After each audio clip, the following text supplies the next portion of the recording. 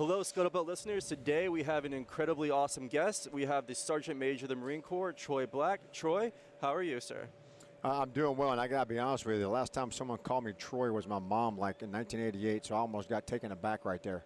Oh, I apologize. It's a joke, man. It's a joke. It's okay. I'm a civilian, so I know it's a joke, I'm man. not getting any punishments, hopefully. But well, thanks for getting on our show. So for our listeners who may be less informed, do you mind telling what about your position as Sergeant Major of the Marine Corps?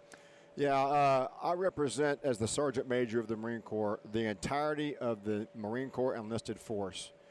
In accordance with the end strength of our Corps, about 20,000 of that 180,000 force is active duty officers, and there's also a reserve component of officers, about 4,000 or 5,000. The rest of the entire Marine Corps is enlisted, so I have the opportunity to represent to our commandant all enlisted Marines. Awesome. So for our enlisted Marines who come to Modern Day Marine, this is a very good educational opportunity for them. How do you recommend that they best use this time to further their understanding and increase their ability to perform their duty? Yeah, first of all, I would say anyone that can find the opportunity to come to Modern Day Marine, they need to do so. Now, the first time I got exposed to Modern Day Marine, I was in the career school, and the listeners will know what that is, back in 1999 in Quantico. And while I was there, it happened to be when Modern Day Marine was there. Here's some of the importance of that. Some of the importance of that is when I was in the career course and I was at Modern Day Marine doing PME there, was the first time I got to see an MV-22 Osprey. It was still like experimental. We were kind of seeing that capability, and really it wasn't for a number of years later that capability became something that we used in combat. It was fascinating to be able to see what the future opportunity as far as gear, equipment, and technology was going to be. So every single year when we do Modern Day Marine, it's really to exhibit to the force, to the Marine Corps, to all the contributors and industry, how the Marine Corps intends to fight, how it impacts the individual Marine, and ultimately anything that we do here. It's all about what are the impacts of the individual Marine that makes up that team that trains and fights and ultimately wins. Looking at how the character of war is changing, especially with events going on in Ukraine, what capabilities do you recommend when Marines come here that they look at that they may not or think about beforehand? Like, what should they look at to understand the future changing character of war? I think the jury's still out on all the lessons we can learn from Ukraine, right? But here are a couple things that we can learn. I'll speak very big and bring it down to the tactical level really quickly. One, protracted conflict is a possibility. What that means is this thing did not end in 2 or 3 weeks. So time is still a factor in warfare.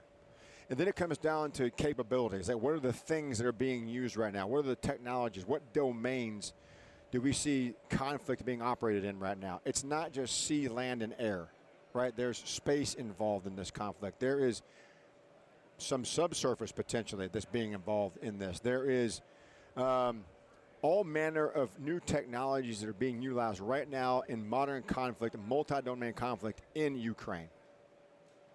However, with all of that technology, it really still comes down to what are the actions of the individual leaders that make decisions on the battlefield in this very complex environment. It comes down to leadership and a tactical ability and warfighting ethos, the heart that someone has to go in and defend your nation, right? Defend your way of life, defend your freedom. That's pretty powerful. It doesn't matter what that conflict looks like. Ultimately, it comes down to the will. How Modern Day Marine is part of that, because we get to see the things here in this building, right? We see the technologies being used. A lot of those same technologies, the concepts are here. They may even be part of that conflict at some point in time, or they definitely will be if we get to utilize them. But they get put in the hands of the Marines. This is useless equipment if it's not put in the hand of a well-trained Marine. This is about war fighting. It's about winning. Thank you. Vic, do you have anything? No, Sergeant Major, it's so great to see you. And just for clarity for the audience, Vic, you hear my first name. I got to call him by his first name. Is my former commanding officer when we were in 3rd Tracks together. So, sir, it's good to see you. Yeah, it's really great to see you. Yeah, this is great. And so thank you for coming on. Yeah, yes, sir. It's really great. So you're talking about this time as a factor when we're thinking about war. And I know Commandant has mentioned on multiple occasions how logistics is the pacing function. That's correct. As we look forward. as we're here in modern day Marine, we see a lot of things where, rounds are going downrange. We're facilitating that. Where do you see technology helping bring logistics, the pacing function, to meet the needs and demand, especially when we're looking at stand-in forces, expeditionary advanced basing? I know there's a Gazette article where they had mentioned, we're seeing the civilian side of the house, delivery and those sorts of things. Are we looking to sort of mirror, or were you trying to find a niche within these emerging technologies or existing technologies? Like, how do you guys envision that factoring in time into the warfighting? I think that's a great question. And here's the reason why. And I don't like to provide history lessons, but let's have one really quickly. So a Cold War ends. We don't have a natural, geopolitical competitor as a nation. So we built a force. We built a force that was designed in the early 80s, actually before we didn't have that competitor any longer. And we fought that force. We're still toying around with how to move out of that force. What were the advantages of the 1990s and the 2000s, the 2010s? Our adversaries didn't have the capability to touch our logistics. Whether that be in resources, right? We're not really challenged by Iraq or Afghanistan to get after the actual, the resources, the minerals, the actual proprietary technologies, right? That we're not in competition with them on that. We are now. Economically, we were not challenged by those adversaries. We are now. So how does that contribute to logistics? One, supply. The actual industrial base and the supply base to be able to provide enough of both things and support to those things to get into a theater to fight at the competitor level. Yeah. Think about what we see right now in Ukraine as an example to what you asked the question. Here's what we do know.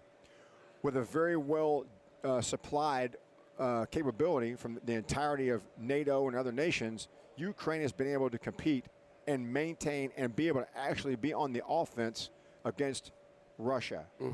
Russia's failing. They did not consider logistics. They still have not figured it out. Now, we'll see what the future holds. How does that impact us? Think about things that we know already. It was 2011 and 12 when I was in Afghanistan with a combat logistics battalion. We were already using unmanned resupply. I think I saw you at the Det Fac. Yeah. Didn't we run into each other there at the Dwyer? And at the same time, like the K-Max, this aircraft, right, being remote piloted by some guys out in LZ, were flying supplies out to locations, and there weren't humans in them. Now imagine if you take that, multiply it, cost and scale. It's cheaper than a larger platform. It's less risk. It's risk averse because it doesn't have humans in it, so you can actually multiply that, and now you can send it remotely, give it its location, off it goes. It just comes back by itself. It's automated in that case, right? How does that scale? Think about right now, if the Marine Corps does an amphibious operation, how we're resupplied.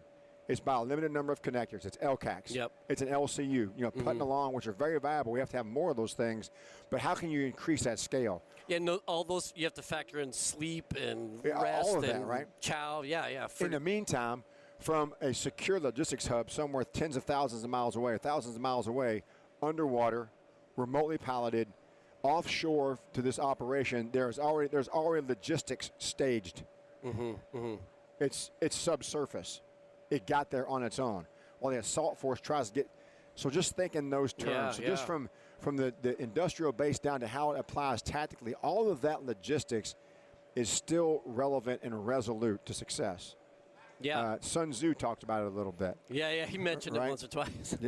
Thank you again for coming in. I know you're busy today. So as our last final question, we like to ask this to all of our guests who come on who started in the Marine Corps. What was your best day in the Marine Corps?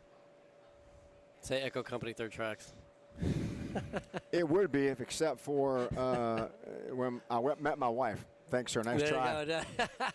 Quick story, and most of the Marines know this that are on here because I've told this story 1,000 times. But I was a DI school instructor in early 2001, and I was marching my squad across to the parade deck. And my wife, who was a drill instructor at the time, was driving down the road, And as I was crossing the road, I put the road guards out. The squad went across. I'm putting the road guards in. I was the drill instructor. As an instructor, I was getting ready to leave the road, and like my wife almost ran me over with a truck because she was yakking to somebody next to her in the seat, not paying attention. This is before cell phones. Just talking was dangerous, right? So literally, she almost ran me over. That was the best day of my life. One, because I didn't die, and secondly, I met my wife, who's now retired from the Marine Corps. There are many reasons why we are successful in life. I would not be on this podcast with you right now had that day not occurred. That's a fact. Well, thank you for that, sir. Appreciate it. That's awesome. Thanks, Sergeant Major. Really appreciate you taking the time. Yeah, thanks, sir. Appreciate you. Yeah. Thanks. Scuttlebutt is a production of the Marine Corps Association. I am William Truding, but you've also heard the voices or contributions of Vic Rubel, USMC retired, Nancy Lichman, retired Frazier. The opinions expressed in this episode do not reflect the official stance of the Marine Corps, DoD, or Marine Corps Association.